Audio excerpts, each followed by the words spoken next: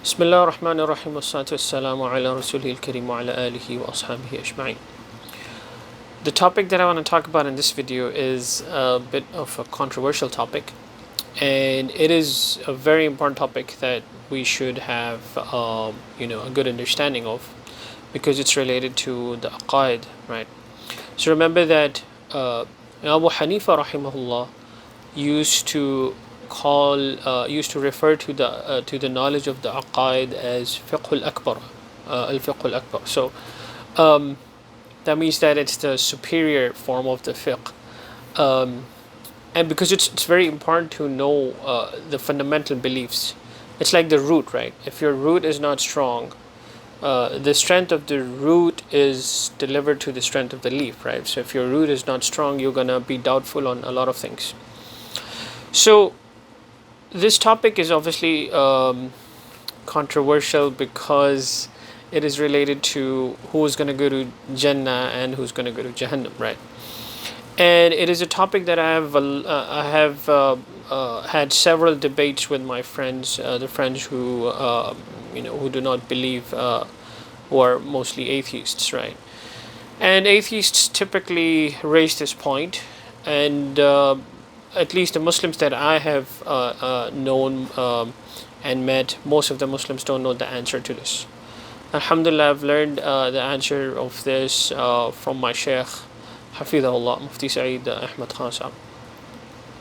So he discussed this topic in the lectures of the Aqaid, and have also discussed this in other places. So the question is every non-Muslim going to go to Jahannam, right? And I'm going to tell you what I learned from my Shaykh, and he is Mufti, alhamdulillah, mashallah, very knowledgeable, and he sticks to the orthodoxy, and this is what I got from him, alhamdulillah, that I am very I'm very careful that I stick to the jamhur, right, to the majority, and especially the mutaqaddimin, right, the scholars. Like, we live in a time of chaos, right? But if you go backwards, the difference of opinion starts to relatively, become less, right?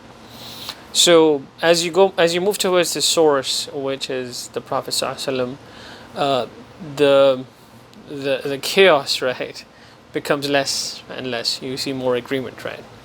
And so that's why it's better for us to stick with what the Prophet ﷺ, the Sahaba radiallahu anhum ajma'in, and then the Tabi'in and Tabu Tabi'in, and then after that the majority of the scholars have agreed on. And so the topic is again whether every non-Muslim is going to go to Jahannam, and this was somewhat of an agreed upon topic, as I understand it, as what I've understood from my Sheikh's lectures, that not all non-Muslims are going to go to Jahannam, and this is obviously because there are conditions that the scholars have placed on anyone being eligible to go to Jahannam, right? So it's a very sensitive topic, obviously, and the more you think about it, the more it can be confusing, and it becomes obvious also. So there are several places in the Quran. Right. I'm not going to go into super detail. It can be a really long discussion, but I'm going to give you a summary of what I understand. And if you look at the Quran, Allah subhanahu wa ta'ala himself, Azza wa Jal subhanahu wa ta'ala, he mentions conditions that he used to make sure are satisfied before sending calamity or adhab on a nation, right?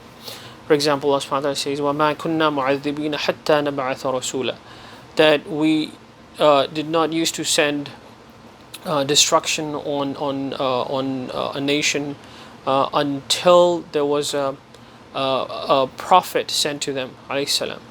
So the prophet was a condition, right? And if the prophet delivered a message, and Shah Waliullah rahimahullah has mentioned in his books that typically what happened, that shirk was combined with some severe social problem in a nation, right? They had a social disease as well as a strong disease of beliefs, And so when these used to combine, Allah subhanahu wa ta'ala used to send a prophet to correct the people. And if they denied the teachings of the Prophet ﷺ, they used to be punished, right?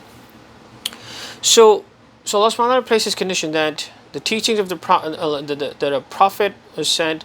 There are other places in the Quran there are conditions imposed on sending calamities or destructions to a nation. In another place, Allah subhanahu wa ta'ala places even a condition on the language. وَمَا أَرْسَلْنَا مِن رَسُولٍ إِلَّا بِلِسَانِ قَوْمِهِ, that the prophet that we used to send to a nation, he used to speak the language of that nation, right? And so from verses like these, fuqaha and our scholars have placed conditions. They have listed a few conditions that have to be satisfied in order for someone to go to Jahannam, right? And so one of those conditions, obviously, is that the teachings of Islam have been clearly sent and discussed and delivered to that person, right? And any question that that person has should be answered, right? The other condition is that that person should receive the message in his or her own language, right? Like you're gonna go to China and then start speaking English with people who barely understand English, right? So in other words, you have to speak their native language, right, in order for that hujjah, right, to be completed. So why like a lot of scholars, right, have this opinion that all non-Muslims are going to go to Jahannam, right? If this is not the case, right?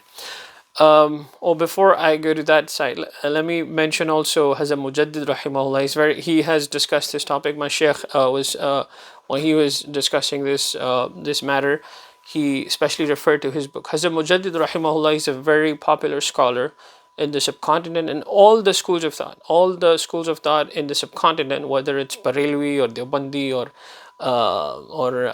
Wahhabi, right? As they're referred to in the subcontinent as Ahlul Hadith, Al Hadith, right?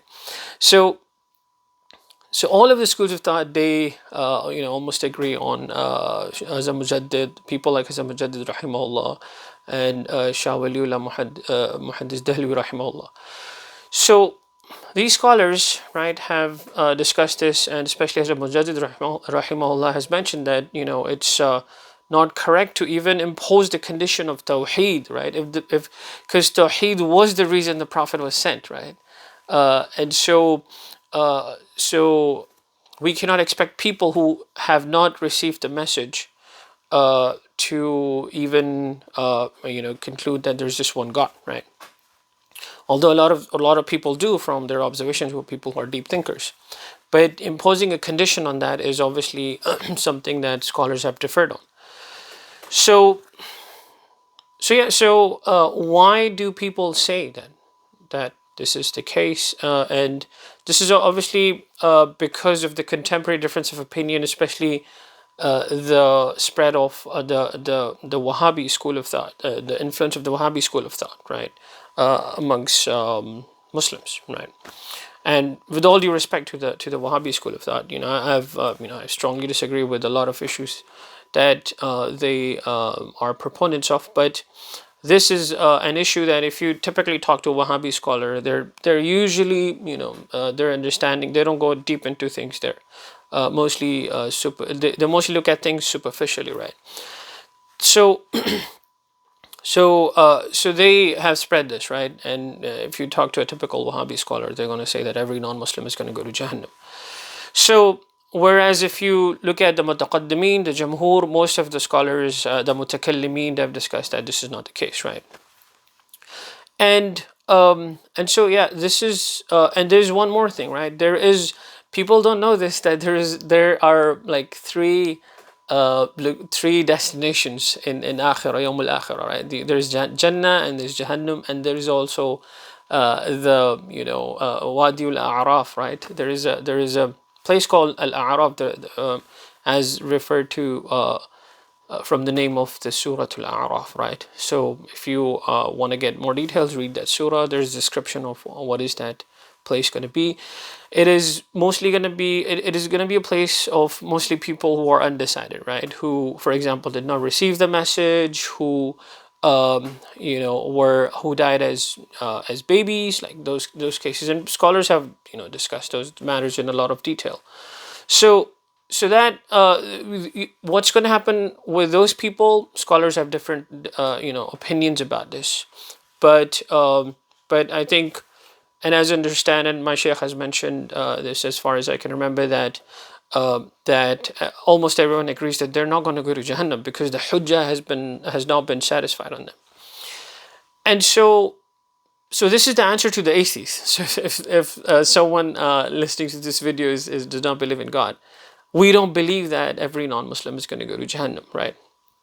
And obviously, but there are complications there are corollaries of this question, or of this claim, that okay, if everyone is not going to go to Jahannam, why give da'wah, right? This is something that came into my head, and I was like thinking about it for a long time.